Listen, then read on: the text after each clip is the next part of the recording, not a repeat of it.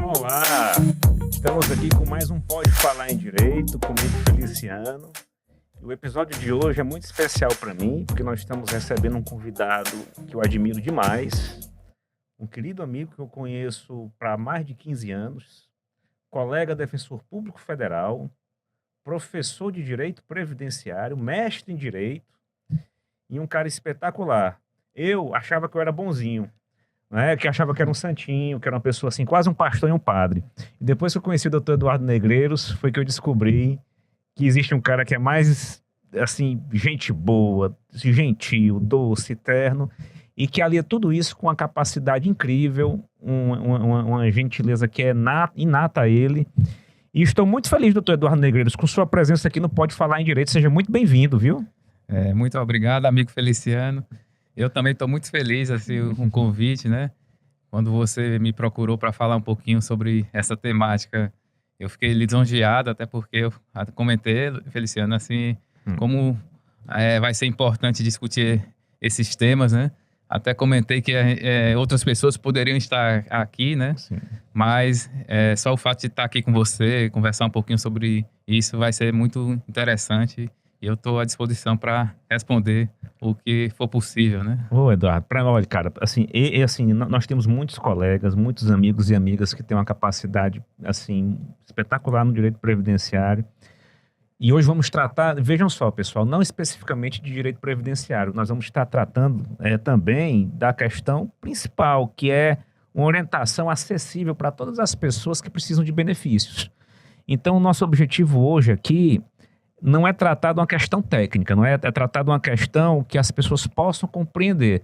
Tanto você que tem formação jurídica, como você que não tem, você saber quando é que você poderá ter direito a um benefício, que tipo de benefício, o que é necessário preencher, o que é necessário ter feito antes, enfim.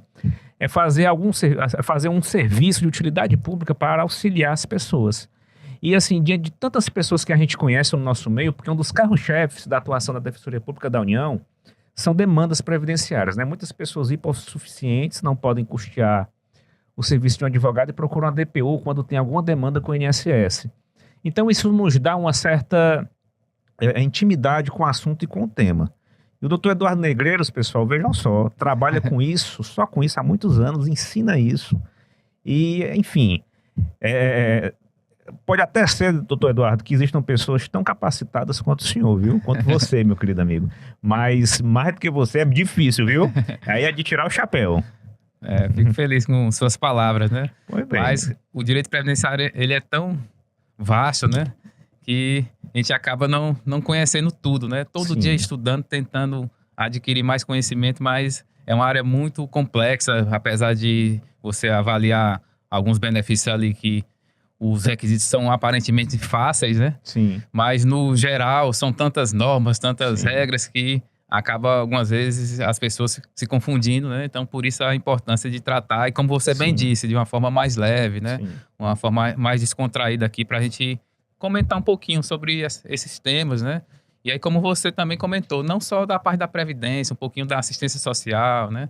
A questão da seguridade, que ela tem os 3 subsistemas, né? Que é previdência, saúde e assistência. Então, se a gente conseguir entender um pouquinho esse modelo de proteção do Brasil, Sim. a gente vai até conseguir abrir um pouco a cabeça das pessoas nessa temática, e até colocando um pouco também o aspecto de que muitas vezes as pessoas criticam muito o modelo de proteção brasileiro. Sim.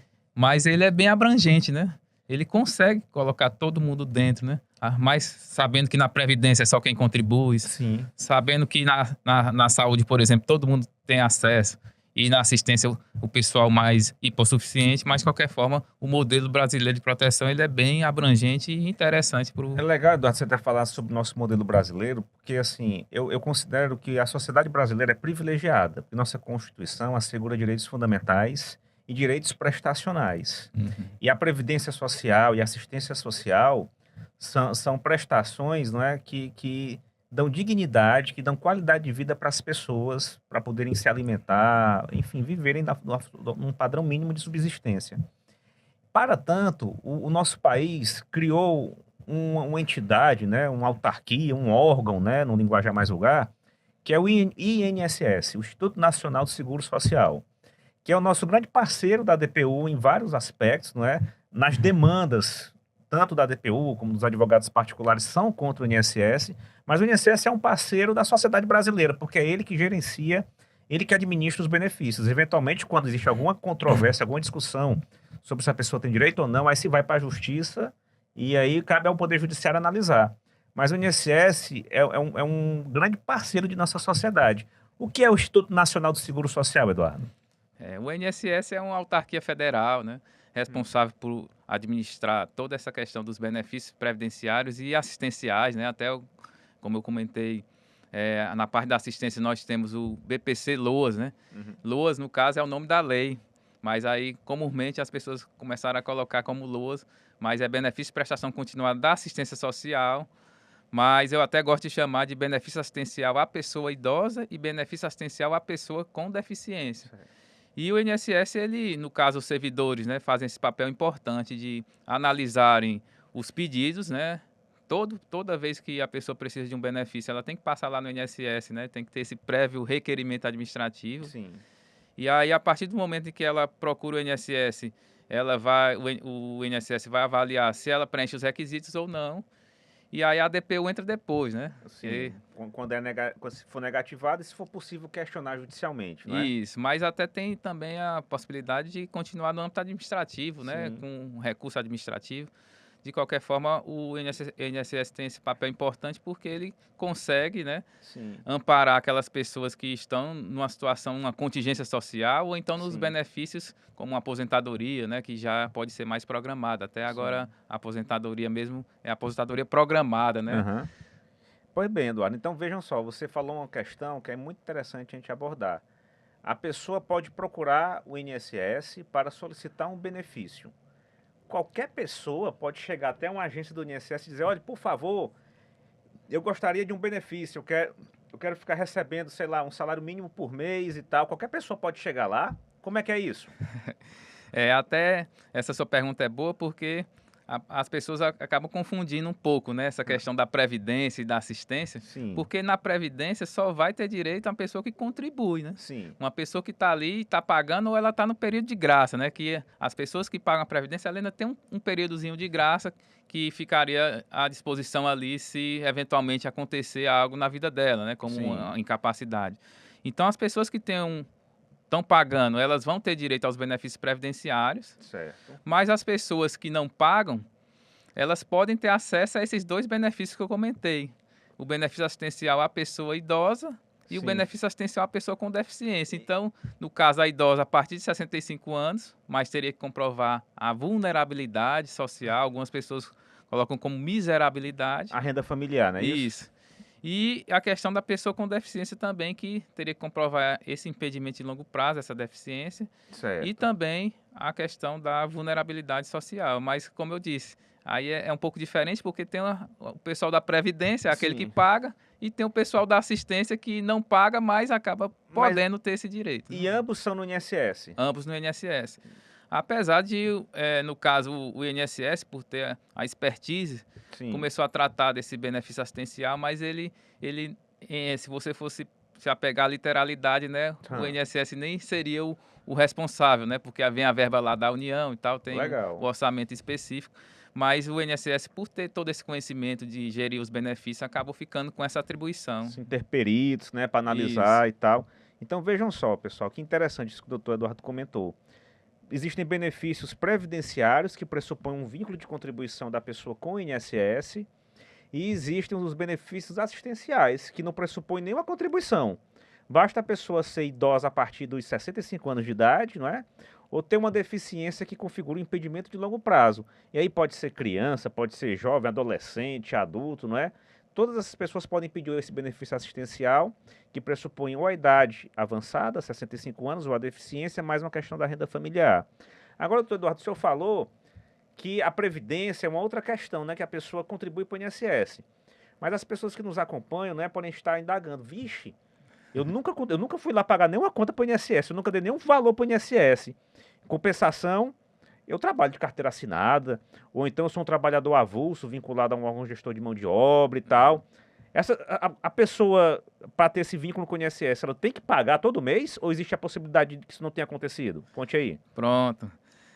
Até que você colocou aí uma pessoa que tem a carteira assinada, né? É Isso. importante a gente fazer até uma diferenciação, porque existem os segurados da Previdência. Hum. E dentre esses segurados tem um segurado empregado, aí tem o empregado doméstico, o avulso, contribuinte individual e segurado especial. Sim. São as categorias, né? Então a pessoa que tem a sua carteira assinada, ela se enquadra como segurada empregada. Certo. Ela não precisa se preocupar de estar todo mês pagando, porque o empregador ele tem essa responsabilidade de recolhimento. Então ela ficaria mais tranquila. Mas nas outras categorias, como o contribuinte individual, por exemplo, um advogado que trabalha por conta própria, ou um médico que trabalha por conta própria, tem sua clínica, por exemplo, ele se enquadraria como contribuinte individual e teria que pagar, né? Entendi. Então, assim, só teria que saber diferenciar em qual categoria a pessoa se enquadra para verificar como será a sua contribuição, né? Isso daí que você falou é essencial, porque então quer dizer que vão existir certos profissionais que, em que pese nunca terem pago um boleto para o INSS, vão estar protegidos pelo INSS, porque a obrigação de efetuar o pagamento dessa contribuição não é dele, é do empregador, não é isso? Isso. No caso, existe a contribuição patronal, mas tem a contribuição do empregado, e o empregador tem a possibilidade de fazer esse recolhimento, né? Entendi. É como se a responsabilidade ele recolhe, mas seria uma responsabilidade do empregado, né? Então é como se fosse para facilitar nessa questão tributária, né? Sim, entendi. De qualquer forma, se ele é segurado empregado, né? Tem sua carteira assinada, tem tudo direitinho ali, ele vai se resguardar nesse sentido, porque o empregador vai fazer esse recolhimento, mas só que é interessante sempre a pessoa também dar uma verificada, né? Existe um documento lá no INSS, o chamado CNIS, que lá constam as contribuições, né? Sim. Existe também o Meu INSS, que é o aplicativo lá do INSS, que dá para a pessoa ficar acompanhando também. Então, sempre é muito importante, mesmo sendo um segurado empregado, ele acompanhar, porque pode acontecer de um empregador não recolher. Embora tenha a obrigação de fazê-lo, né? Exatamente. E isso pode vir a dar uma complicação maior se ele vier a precisar do benefício no futuro, né? Exatamente. Em que pese essa pessoa ter a possibilidade de se aposentar, mesmo diante do empregador não tendo recolhido essas contribuições, né? Mas fica mais difícil, como você falou, né? Teria que judicializar, né? Que o INSS vai dizer, não teve Isso. contribuição. Exatamente, porque para o INSS ele considera muito que está ali no CNIS, né? Entendi. Então vejam só, pessoal, que observação interessante. Se você é um trabalhador de carteira assinada, por esse simples fato, você já vai ter uma proteção previdenciária. Se eventualmente tiver uma necessidade de não poder trabalhar, pode ter um direito ao benefício. E quando atingir a idade e o período necessário de contribuição, né, de vínculo, você também vai ter direito ao benefício pelo simples fato de você ser um empregado, porque toda essa questão da contribuição ou do registro é feito pelo empregador.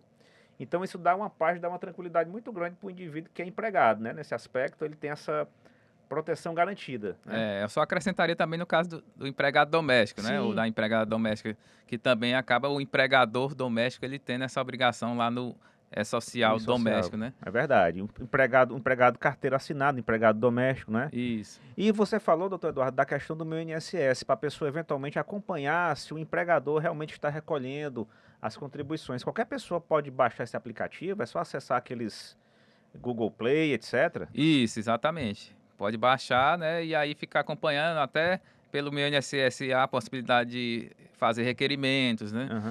Inclusive, diante de benefícios por incapacidade, por exemplo, a pessoa precisa agilizar, não precisaria ir até uma agência para fazer esse requerimento. Teria a opção do 135 também, que é o telefone lá do INSS, mas pelo Meu INSS dá para fazer muita coisa. O que a gente enfrenta hoje de problema é a exclusão digital, né? Sim. Pessoas algumas vezes mais idosas ou que não têm muito conhecimento disso acabam não entendendo bem, né? Mas, de qualquer forma, é importante ter esse aplicativo. Mas agora vamos acalmar nossos ouvintes, telespectadores, né? Nossa audiência, porque eu fico imaginando assim, a pessoa, ai meu Deus, eu nunca fui checar se meu patrão fez as contribuições, tudo direitinho. Meu Deus, será que eu vou conseguir me aposentar? Essa pessoa que já esteja perto de se aposentar ou já atingiu a idade para se aposentar, doutor Eduardo, se ela realmente tiver o vínculo na carteira de trabalho registrado, se eventualmente o empregador dela tenha falido, tenha desaparecido, ela vai conseguir se aposentar? É possível se aposentar caso o empregador não tenha cumprido com sua obrigação? É possível sim, mas até nesse tipo de situação é importante que a pessoa tenha a sua carteira de trabalho guardada, né? Aham. E aí até mesmo sem rasuras, né, para evitar algum problema mais à frente. E aí só que entra essa situação que a gente estava comentando. Se o Sim. empregador não recolheu as contribuições, a pessoa vai ter que eventualmente judicializar, né, para provar que houve Aham. aquela situação. Mas pode até, se não está lá no CNIS, o empregador pode ter recolhido alguma contribuição, Aham. algum valor relativo a FGTS, por exemplo, já Sim. daria para puxar o extrato de FGTS. Aham. Ou até em outras ocasiões, né, outras situações que a pessoa poderia tentar provar isso, né? Sim. De qualquer forma, é importante, né, até a questão da educação previdenciária, né? Uhum. Por isso que eu elogio mais uma vez aqui o seu programa, né? Porque essa parte ela é muito importante a gente pensar, como o próprio nome previdenciário, né? Pensar no futuro, né? Essa questão de você se resguardar. E aí as pessoas elas têm que ter essa educação previdenciária de pensar em como vão requerer a sua aposentadoria ou como vão A também. gente vê tanto profissional hoje considerado autônomo, né, Eduardo? Tipo entregador de Isso, aplicativo, ou então, assim, próprio motorista de aplicativo, profissionais que são autônomos, não é? Porque nós agora estamos falando do profissional empregado, do doméstico isso. e tal. Em relação a esses profissionais que são considerados autônomos, né, que você falou que são os contribuintes individuais, eles têm a obrigação de ter vínculo com o INSS? Eles têm que fazer algum procedimento para ter a proteção previdenciária? O que é que você diz sobre isso? No caso, como você bem falou aí, um motorista de aplicativo, por exemplo, um entregador, né? Hum, Eles acabam assim, muitas vezes, não conhecendo bem essa parte, né? E não recolhendo as contribuições, mas eles têm a obrigação, né? sim. De fazer esse recolhimento todo mês. Mas o ruim que a gente vê hoje é o valor da contribuição, né? Existe uma Hum, contribuição do contribuinte individual que ela é 20%, mas certo. se for um regime simplificado, 11%. E tem um regime de 5%, que, por exemplo, o MEI, o Aham. microempreendedor individual, ele paga 5%. É mesmo. É, Aí garante um salário mínimo. isso, garante o Caso salário mínimo. na proteção previdenciária, né? Exatamente. Mas aí o problema, muitas vezes, dessas pessoas autônomas, elas acabam não contribuindo porque acabam, no dia a dia ali, vai recebendo aquele valor, e aí no final do mês, algumas vezes não sobra muito Tem que e fazer acaba supermercado, não tem que se dar preocupa. gasolina. Isso. Porque se for pensar na regra geral, de 20% é um valor alto, né? É verdade. É verdade, é um valor alto. E aí, assim, no caso aí, Eduardo, assim, é interessante a gente reiterar essa questão, porque a gente vê tanto cara, assim, trabalhador, que, assim, que se mata para, né, manter sua família e tal, pode sofrer um acidente de moto e ficar totalmente meses, sei lá, Exatamente. muito tempo sem poder trabalhar, e se tiver contribuindo com o INSS, vai garantir um benefício enquanto tiver impossibilidade de trabalho, não é isso? Exatamente, porque esses benefícios por incapacidade, Hum, eles permitem, né, que a pessoa se afaste do trabalho uhum, e fique recebendo um benefício, por exemplo, o auxílio-doença, né, que agora é chamado de benefício por incapacidade temporária, né, ou aham, o auxílio-incapacidade, né, um nome sei. mais... E até no caso, a pessoa que contribui, ela só tem que cumprir uma carência, que é um tempo mínimo para ter direito. No caso do auxílio-doença, né, que é Aham, esse auxílio-incapacidade, são 12 contribuições. Mas como você bem falou, se ela sofre um acidente de aham. trabalho ou um acidente de qualquer natureza, dispensaria essa carência. Então, por isso, você colocando essa questão do entregador de aplicativo, por exemplo, ou Aham. motorista, que acaba tendo que trabalhar muito, né? Sim. Acaba tendo que se deslocar.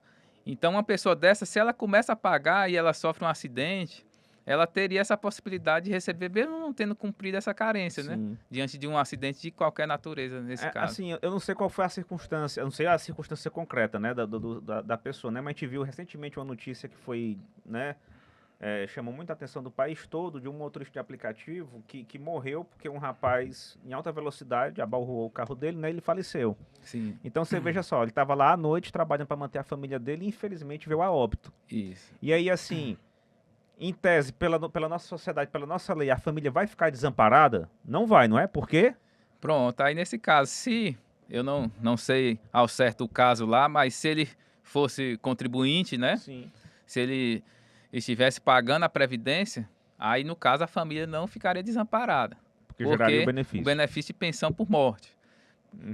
E o benefício de pensão por morte, a vantagem dele é porque ele não tem carência, né? Então, a Sim. pessoa começou a trabalhar, ela já vai, se acontecer alguma situação que venha ao óbito, os dependentes já vão ter direito a essa pensão por morte. O que ocorre é que, dependendo da idade da esposa ou da companheira, esse benefício ele deixou de ser vitalício, né? Uhum. Só passa a ser a vitalícia a partir de 45 anos de idade, né? Da esposa ou companheira. Mas, no caso, os filhos recebem até 21 anos de idade. Sim. De qualquer forma, até voltando um pouquinho à questão do sistema de proteção, como ele é importante no Brasil, né? Porque ele é um modelo de repartição simples, em que as pessoas vão contribuindo para aquele fundo comum, e uma pessoa como essa que, por exemplo, chegou a contribuir 1 ou 2 vezes e vem a falecer, os dependentes vão ter direito a receber, no caso, se for uma esposa mais de 45 anos, até vitalícia, se for um filho, até 21 anos, né? Sim. Se for um filho inválido, aí vai passar dos 21 anos até, né? Então, por isso a importância da contribuição previdenciária, né? De não deixar de pagar. E até, assim, eu sei que muita gente reclama da Previdência e critica algumas vezes o modelo, mas o fato de a pessoa contribuir, ela vai ficar protegida, né? Ela vai ter aquela oportunidade. Como tem gente que paga a vida inteira e acaba não tendo nenhuma contingência, nenhuma situação, como tem outro que acaba pagando e logo em seguida vem acontecer uma situação como essa, né? Um acidente. E o que paga a vida inteira, no mínimo, vai garantir que vai se aposentar. Isso, né? exatamente. Assim, não vai ser um dinheiro desperdiçado.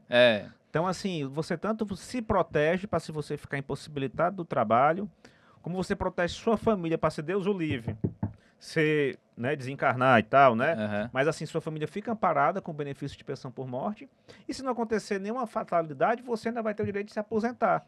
E quando se aposentar, vai ter direito ao benefício e não fica impedido de trabalhar, né? Pode ganhar o benefício e trabalhar, né, Eduardo? Pode sim. A pessoa pode ganhar o benefício de aposentadoria, por exemplo, e continuar trabalhando. Sim. O detalhe que a gente estava comentando agora há pouco é que a pessoa que vai pagando aquelas contribuições, elas vão servir para uma aposentadoria, né?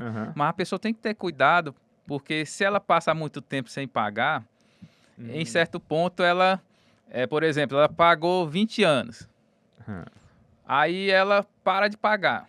Se ela conseguir chegar um homem a 65 anos de idade, essa pessoa consegue se aposentar. Mas nesse intervalo de tempo, se acontecer um acidente ou alguma coisa nesse sentido, ela vier ficar incapacitada, ela não teria direito aos outros benefícios. Então, assim, é importante, mesmo ela tendo já atingido a carência, que é esse tempo mínimo de uma aposentadoria, que ela continue pagando, se ela não tiver condição de pagar mês a mês, pelo menos uma vez ao ano, para poder tentar manter essa condição de segurado. E aí, como você disse, a pessoa que se aposenta pode trabalhar? Pode, tranquilamente. Ela recebe seu benefício e vai trabalhar. O problema que ocorre, e isso é muito grave, se refere a quê? Uma pessoa que se aposenta e continua trabalhando ou consegue um novo emprego, se ela vier a ficar incapacitada ao trabalho, infelizmente ela não vai ter direito a um auxílio-doença. Entendi. E isso é muito grave. Eu até falo isso aí no meu livro, sobre essa questão da seguridade, e eu comento um pouco sobre isso, porque é muito grave, porque a pessoa contribui. Ela, depois de aposentada e consegue um novo emprego, ela contribui, mas ela não tem direito aos benefícios mais clássicos. Ela só tem direito ao salário maternidade, ao serviço social, reabilitação profissional, mas não tem direito a um auxílio-doença numa situação como essa, né? Mas não tem direito porque já estaria recebendo um benefício. Isso, né? Exatamente. Mas, na minha visão, seria uma situação diferente, né? Sim, já que está tendo a contribuição todo mês, eu quero ter uma proteçãozinha também, né? Isso, pode acontecer dessa pessoa, a situação ficar grave e ela ter que se afastar do trabalho em definitivo. Sim. E aí, naquela circunstância, ela perder a oportunidade de continuar no emprego, né? Pelo fato do INSS não permitir, a lei, no caso, não permitir a acumulação, né, dos benefícios. Eduardo, assim, vamos supor aqui, imaginar um indivíduo que seja um empregado, o simples fato dele ser empregado, ele vai ter proteção previdenciária. Sei lá, ele trabalhou lá de carteira assinada durante 4 anos, aí foi demitido ou pediu demissão. Aí, por conta disso, começou, assim, as contribuições pararam, né? Porque você falou, né, que era o empregador que fazia essas contribuições enquanto o vínculo existia. E nesse período que ele ficou desempregado, ele ainda tem proteção previdenciária estando desempregado, ou pelo fato dos pagamentos das contribuições terem sido suspensos, ele perdeu a proteção do INSS? Pronto, excelente pergunta. Essa pessoa que para de contribuir, ela tem um período de graça. Essa expressão, até como o próprio nome diz, né? Um período que ela vai ficar sem pagar nada, mas ela fica protegida. Ou você tem direito aos benefícios de E- graça. Isso.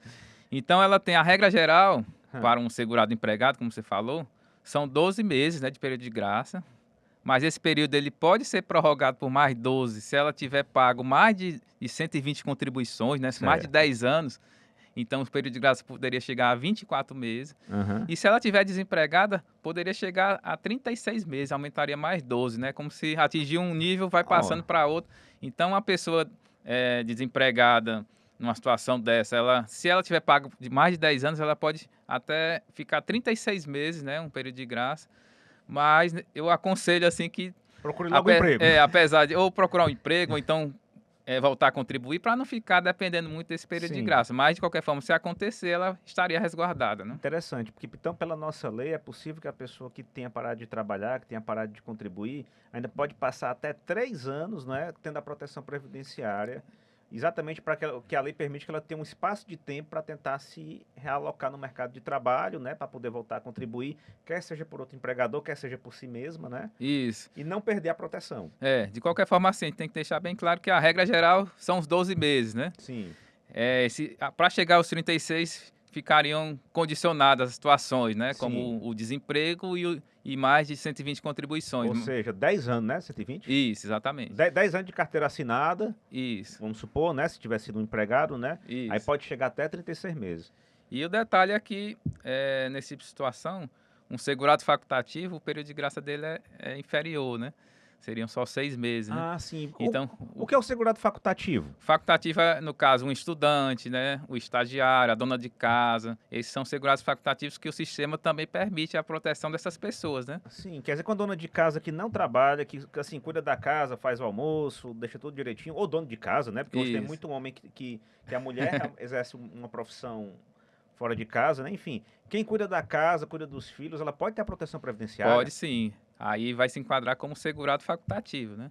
Aí ela se inscreve no INSS nessa condição. Nessa condição, e aí começa a contribuir. Até no caso, se for uma dona de casa de baixa renda, ela ainda tem possibilidade de contribuir só com 5% do salário mínimo, né? Olha aí. E é uma contribuição mais Bem módica, atrativa, né? Bem módico. Isso. Tanto o MEI como a dona de casa de baixa renda tem essa possibilidade. Agora, baixa renda é fundamental, né? Tá inscrita no CAD No único, CAD único, exatamente. né? Para poder fazer jus, né, à proteção previdenciária pagando assim, né? Exato. Ô Eduardo, que legal. Então vejam só como o nosso sistema é interessante, né? Ele permite até que pessoas que não trabalham ou que não tenham renda possam vir a receber proteção previdenciária. Ah, mas eu dona de casa, por que eu quero proteção previdenciária? Para se aposentar quando tiver a idade. Para se sofrer um acidente doméstico, não poder lá cuidar da casa, poder receber um benefício de um salário. E se for baixa renda, não é? Você ainda pode, assim, contribuir só com 5%, né? Então, assim, é uma vantagem muito boa, né? Para a pessoa que tem essa previdência, né? De pensar, né? Nas contingências que podem acontecer. Até assim o sistema de proteção ele é interessante nesse sentido porque ele tentou, né? Justamente incluir essas pessoas numa condição mais favorável, pagando um valor mais módico, como você comentou, justamente para facilitar esse ingresso, né? Para dar oportunidade, né? Como o caso do MEI, dessa dona de casa de baixa renda, de não ficarem fora do sistema, porque acontecia muito essas pessoas ficarem de fora e aí lá na frente o Estado precisar ajudar de alguma maneira, né? Sim, de uma forma ou de outra, né? Isso. Eduardo, você comentou, né? Fora defensor público federal, com atuação na área previdenciária, fora professor, né, de longa data ensinando esse assunto, você também é autor de livro de matéria previdenciária? Pois é, eu peguei e escrevi esse livro, né? Até foi um livro que eu fui juntando esse material de direito previdenciário, de direito da seguridade social, na verdade, né? Sim. Desde quando comecei a dar aula em 2011. E aí isso aí acabou me ajudando. Até na época foi o nosso querido amigo o Dinarte que pegou e me colocou lá, me indicou para a faculdade, né? E eu comecei a dar aula, até tinha essa intenção, mas foi algo bem interessante na minha vida, porque mudou um pouco, né? Você sai da zona de conforto, começa... Sim. E aí eu fui juntando esse material, então é um livro que ele não foi escrito de um ano para outro, foram vários anos, né? Mostra o livro aí, por favor, para a gente conhecer. Pronto. Olha aí. E aí nesse livro eu trato dos principais temas da seguridade, né? Explicando um pouquinho sobre toda essa parte dos benefícios da Previdência, mas também fala um pouquinho da saúde e um pouco da assistência social também, né? Então, assim, é uma obra que, para todo mundo que está numa faculdade de direito, para a pessoa que quer advogar na área previdenciária, que a pessoa que, sei lá, um advogado do interior, porque é muito comum demandas no interior de questões previdenciárias, então, assim, é uma obra que vai ser tipo um manual de instrução numa atuação profissional na área jurídica nesse tema, não é isso? Mas até assim, eu tenho que também ressaltar, né, que Aham, é um livro que ainda está em certo ponto em construção, né? A minha aham, ideia é que eu consiga melhorar esse livro com o tempo, porque de tornar até um manual, né? sim, De uma maneira consiga tratar os temas de uma maneira mais completa, né? aham, Mas eu tentei de uma forma mais simples, mais objetiva, tratar de diversos temas para justamente facilitar, sim. porque muitas vezes, como você bem disse, né, o advogado está ali, ou o profissional não tem muito tempo de chegar e ler aqueles livros mais Que volumosos. tem Isso, muita teoria que não vai servir para nada prático naquele isso. primeiro momento, né? Então eu aliei a teoria à prática, né, trazendo um pouquinho da jurisprudências e alguns casos práticos, justamente para facilitar. E a minha Aham. ideia é melhorar ainda mais, Legal, né, cara. em outras edições, tentar eh, justamente tentar fazer essa ligação, né, para os Sim. profissionais entenderem um pouquinho melhor dessa temática, Pô, né. não, assim, para mim é uma obra assim fundamental para o tema, para o assunto, principalmente vindo da sua mão, que é um cara humano, um cara inteligente, um cara estudioso. Enfim, quem tiver ter acesso à obra, aproveite, porque vai aprender muito sobre esse tema que é assim, é um nicho profissional também da advocacia particular, né? Exatamente. E até assim, a gente conhece vários autores excelentes de outras carreiras, né. Hum, Mas assim, por exemplo, tem muitos autores da área, como procuradores federais, né, uhum, que atuam justamente defendendo o INSS. sim, E aí algumas vezes a própria forma de escrever, assim, com o mérito deles, né, sim, eles acabam indo muito nesse sentido da defesa do próprio INSS, né. sim. Então, apesar de eu tratar também dessa parte, mas eu tento colocar um pouco da ideia da gente, né, da Sim, defensoria, né, dos dos direitos dos direitos, assistidos, né, isso, das pessoas. exatamente, tentar colocar, como conseguir, algumas vezes tem algum direito ali mais difícil, uma situação que alguns entendem que não teria como alcançar, e a gente tenta pelo menos dar um pouco mais de esperança, né. Legal. Ô Eduardo, olha, muito obrigado por essa sua participação, viu? Esse programa que você difundiu tanto ensinamento, tanto conhecimento para nós, assim, assim, é um presente a gente poder registrar isso no Pode Falar em Direito. E certamente teremos um outro episódio, um outro bloco para tratar de outros assuntos, viu? Muito obrigado, Eduardo. Pronto, eu que agradeço, né, uma oportunidade como essa, né. Apesar de não ter conseguido falar de todos os benefícios aqui, que a gente não teria o tempo suficiente, mas, eu queria deixar registrado aqui o meu carinho por você, né, sempre uma Uhum. pessoa muito especial para mim, um cara maravilhoso que, desde o início a gente já mais de 15 anos de amizade, né. Sim, E aí, assim, a minha ideia aqui foi colocar em linhas gerais algumas situações, alguns benefícios, né, alguns temas sobre sim, a parte de seguridade, mas estou à disposição, né, o que eu puder ajudar, porque o nosso papel como defensor vai muito nesse sentido, sim, né, de orientação jurídica, né, de também. defesa dos direitos das pessoas hipossuficientes, e isso aí, assim, eu faço com muito prazer. Valeu, doutor Eduardo. Obrigado, meu amigo. Muito obrigado, pessoal. Fiquem conosco agora para um próximo episódio. O doutor Eduardo já está comprometido aqui para tratar de outros assuntos. Fiquem sempre com Deus.